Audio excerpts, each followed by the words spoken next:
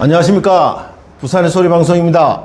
내일 29일 국힘당 예비후보 2차 2인 발표를 앞두고 어제 책임당원에 대한 50% 여론조사를 시작으로 오늘은 어제 모바일 투표를 못한 책임당원과 일반 국민 50% 상대로 여론조사에 돌입했습니다. 곧 여론조사도 끝날 지금 시간에 임박했습니다.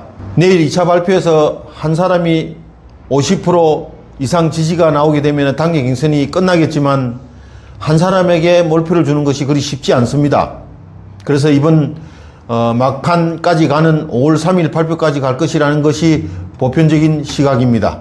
막상 사자 토론의 뚜껑을 열어보니 말 잘하는 한동훈이 좀 있어 보였습니다. 김문수와 말 잘 받아치는 홍준표도 한동훈에게는 다소 밀렸다는 분석입니다. 토론에서의 핵심 문제는 단연 탄핵에 관련된 것으로 탄핵 찬반이 팽팽히 갈린 국민적 시선에 대한 흑백 논리를 명쾌하게 풀지 못했고, 특히 탄핵 반대 후보들의 어정쩡한 질문답에서 기대치보다 실망감이 더 컸다는, 그리고 배신자 프레임에 조금은 면죄부를 줬을 것 같은 착각에 빠진 한동훈에게 김문수, 홍준표가 다소 밀렸다는 여론입니다. 따라서 대통령 탄핵에 확실하게 반대했던 김문수와 다소 어정쩡했던 홍준표 두 후보와 탄핵을 주도했던 한동훈, 안철수 2대2 구도였지만 내일 오후 발표될 2인에는 김문수와 한동훈이 될 것으로 보입니다.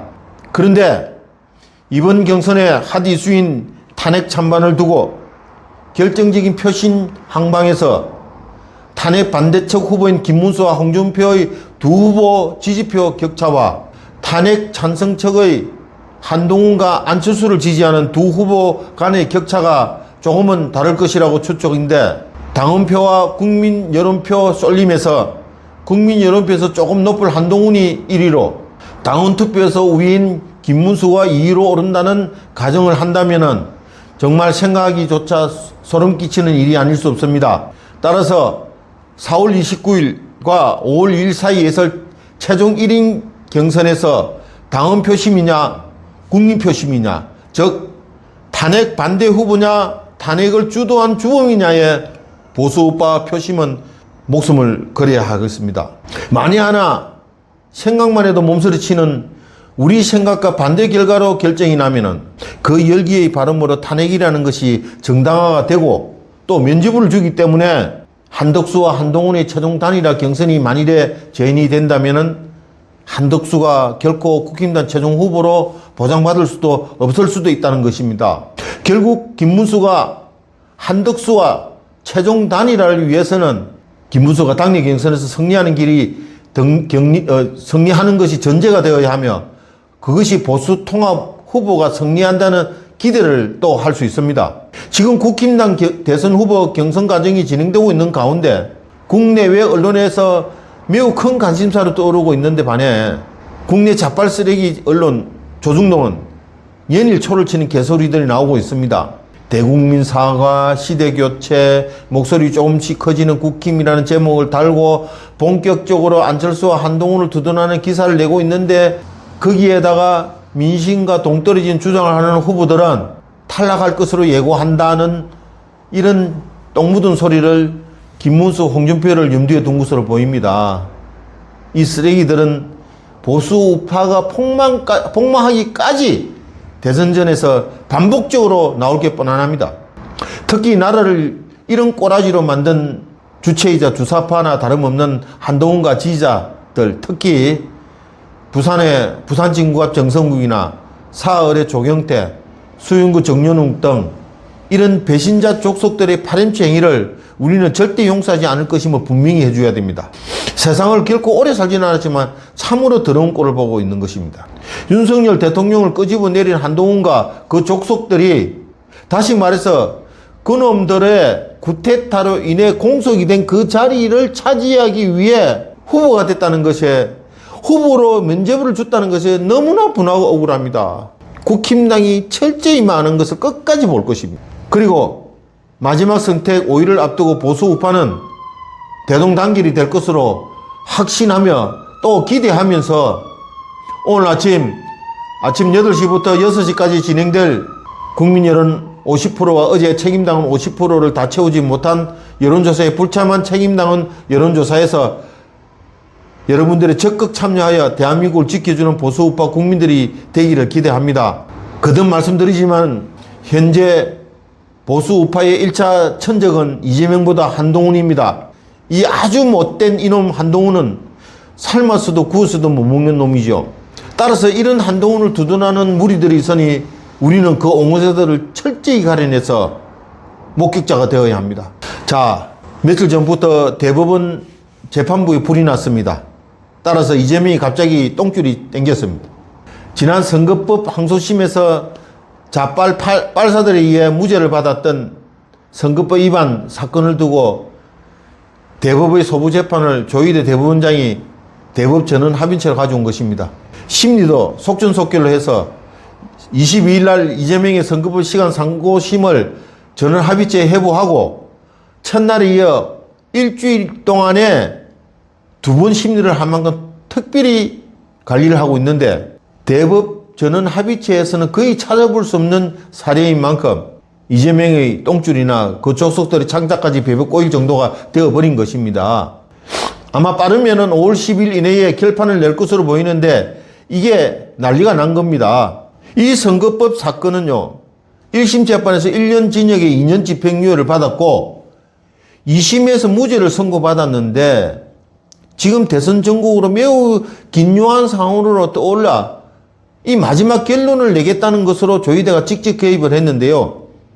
근데 기분이 약 바퀴벌레 씹은 생각의 기분입니다.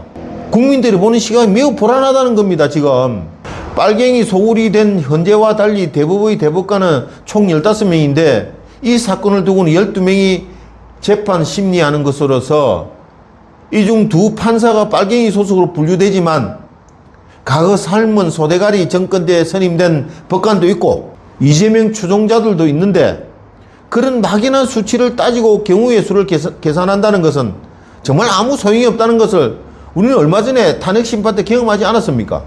나라를 풍지박살낸 최초의 건순일 같은 이 짐승 같은 놈을 비롯해서 유창훈, 김동연, 강주태, 문행배 등등등 곳곳에 빨갱이 놈들이 길목을 지켜 서 있었고 극기하는 최은정이 이예술이 정재호라는 지새끼들에 의해 2심이 무죄 판결을 현재 이 나라가 초초위기에 직면한 것입니다. 그들 때문에 이렇게 된 것입니다. 자, 문제는 그리 간단하지 않습니다. 우리 국민은 앞전의 사법부의 행위들을 똑똑히 보아왔습니다. 윤석열 대통령 탄핵에 대한 기각 또는 각하라는 대다수의 법률 전문가들이나 교수, 유튜브를 비롯한 언론들의 예측이 완전히 빗나갔지 않습니까? 8대 0으로. 이거요, 불과 25일 전 이야기입니다. 대법 판사들과 헌재의 빨사들은 성분이 다르다고 하지만 범죄의 대상자가 민주당 대선 후보입니다. 또 그 전과자 대선 후보자가 각종 여론조사에서 당선 70%를 예고하고 있으며 이 범죄 집단에 쪽수만 하더라도 향후 3년은 아주 건재할 것인데 과연 조희대가 나라 걱정을 우선하며 공정한 법의 잣대를 갖다 댈 것인지에 대해 그 어느 누구가 장담할 수 있겠습니까? 조희대 대법이 속전속결을 설치는 것에 대한 그 우려로 이재명이 대통령이 된다는 전제를 까는 겁니다. 이렇게 되면 당선 후 5년 임기 동안 이재명 수많은 죄에 대해서 손 못 댑니다. 조사를 일단 중단 선언하는 묵시적 시그널이라는 생각에는 모두가 다 그렇게 지금 이제 생각하고 있습니다. 지금 이 나라 사법체제 진상을 보면은 그렇다는 것과 상식선에서 보면 당하게 된다는 것입니다. 지금 완전 쪼강난 국힘당의 존재감이나 자유우파 국민들의 4분 5일로 찢어질 만큼 찢어진 민심, 하루아침에 사라진 윤석열 대통령 공백이 말해주듯 아무리 강신장 대법원장일지라도 민주당 대선 후보를 죽이고 민주당을 와해시키는 이런 엄청난 역사적 대사건을 진두지휘하며 다가올 보복을 감당을 할 것이냐? 저는 그렇게 생각 안 합니다. 저는 이번 조희대의 액션이 5년간 이재명에게 면죄부를 주기 위한 정말 연극에 불과하다고 생각합니다. 자, 돌이켜보면 다른 무수한 정권의 실세들도 헌재나 사법부에서는 무참히 다 당했습니다. 전직 전두환, 노태우, 또 김영삼, 김대중은 아들들, 노무현은 그것으로 인해 자살까지 했고요. 이명박, 박근혜, 심지어 이번에 윤석열까지 다 당했습니다. 또 그 대통령을 보자 했던 실세들이나 나는 새도 떨어뜨린다는 최측근 핵심들마저 대다수가 감옥에 갔습니다. 얼마 전 혁신당 대표 조국마저도 파렴치 잡음으로 감옥에 쳐들어갔습니다. 김경수, 박지원 등등 셀 수 없을 정도의 실세들이었지 않습니까? 그런데요, 딱 한 놈만 예외입니다. 지금 살아있는 전설이죠. 전가사범 이재명이죠. 평범한 일반인 같았으면 전가 6범을 다하면 이거는 사형감입니다.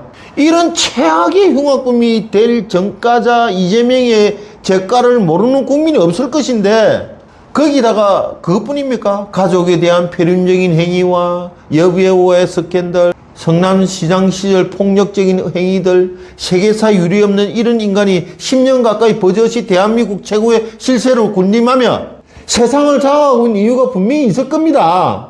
앞서 언급한 초조금이 된 실세들과의 다른 점이 있다는 말입니다. 지금껏 보아온 것으로서 그를 위협하는 존재가 있다면은 그는 가차없이 죽임을 당하든지 지도새도 모르게 보내든지 또는 자살하고 공갈이나 치는 협박이나 하는 그런 무시무시한 흉악범으로서 살인적인 살기와 그리고 엄청난 돈이 동반되어 있다는 게 그들과 다르다는 겁니다. 인격적으로도 다르죠. 사실상 이재명은 일부 재판에서 불거져 나왔던 바와 같이 상대를 유혹하는 데 쓰는 머니를 가졌고요. 재판관 본인들과 가족들의 추한 것들을 세상에 못 밝히게 하는 범죄 재판관을 해유하는 무기를 지녔습니다. 어차피 기대는 안 하지만 이런 사건으로 대법까지 무너진다면, 조의대가 무너진다면 이 나라의 희망은 모든 게 끝납니다. 대법관 당신들은 대한민국 최고의 엘리트인 상류층입니다. 그러므로 나라의 공공의 범죄와 공공의 법질서와 그것으로 모든 국민들이 범죄에서 보호받아서 국민 민안을 책임지는 최후의 보루 법관임을 절대 명심해야 할 것입니다.